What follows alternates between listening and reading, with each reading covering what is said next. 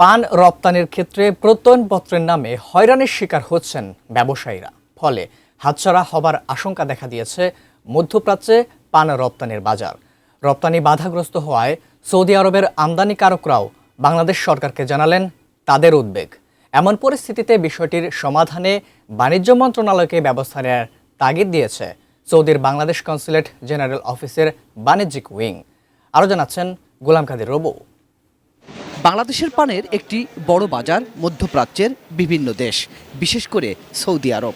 একক দেশ হিসেবে এখানেই সবচেয়ে বেশি পান যায়, যা মোট পান রপ্তানির 90%। সম্প্রতি দেশটিতে পান রপ্তানিতে বাধার শিকার হচ্ছেন ব্যবসায়ীরা। বাণিজ্য মন্ত্রণালয়ের আদেশ অনুযায়ী পান রপ্তানিকারক সমিতির সদস্য ছাড়া পান রপ্তানি করা যায় না। অথচ সমিতির সদস্য হলেও তাদের দেয়া হয় না এককালীন প্রত্যয়নপত্র। উল্টো সমিতি নিজেই বাধ্যবাধকতা আরোপ করেছে প্রত্যেক শিপমেন্টের ক্ষেত্রেই নিতে হবে সমিতির ছাড়পত্র। অভিযোগ উঠেছে এই প্রত্যয়নপত্র নিতে গেলে তাদের কাছে থেকে নেওয়া হচ্ছে বাস্কেট প্রতি 500 থেকে 1000 টাকা। আমরা প্রতি কনসাইনমেন্টে একটা করে প্রত্যয়নপত্র দিতে হয়।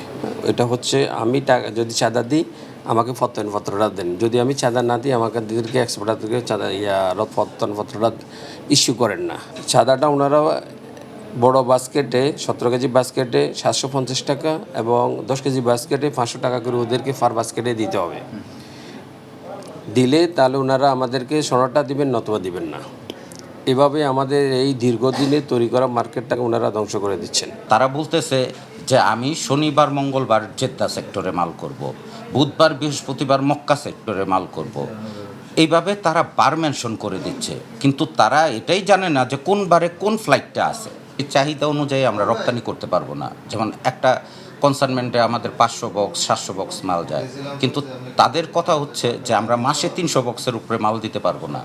এখন মাসে আমার 5000 বক্স চাহিদা আছে, তাই আমি যদি 300 বক্স মাল দেই, এই মালটা অল্টারনেটিভ ইন্ডিয়া থেকে চলে যাচ্ছে, আমরা তো মার্কেট হারাচ্ছি। শুধু রপ্তানিকারকরাই নন, সমিতির এসব কর্মকাণ্ডে বিরক্ত সৌদি আরবের আমদানিকারকরাও।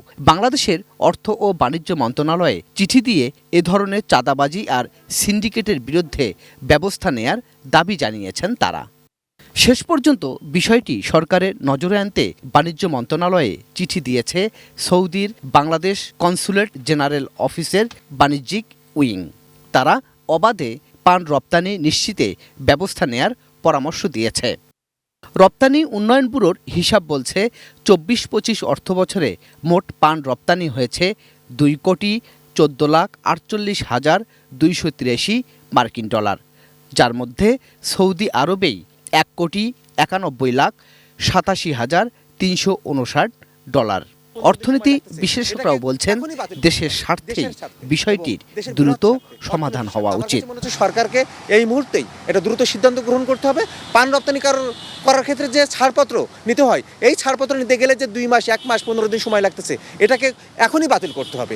তবে পান রপ্তানিকারক সমিতির সেক্রেটারি জেনারেল জামাল উদ্দিন শিকদারের সাথে কথা বললে, তবে সার্টিফিকেটটা খুবই জরুরি সবার জন্য। প্রতিটা শিপমেন্টে ছাড়পত্র মানে প্রত্যয়নপত্র, ছাড়পত্র না, এটা প্রত্যয়নপত্র, ওটা লাগে। গোলাম কাদের রবু, এটিএন নিউজ, ঢাকা।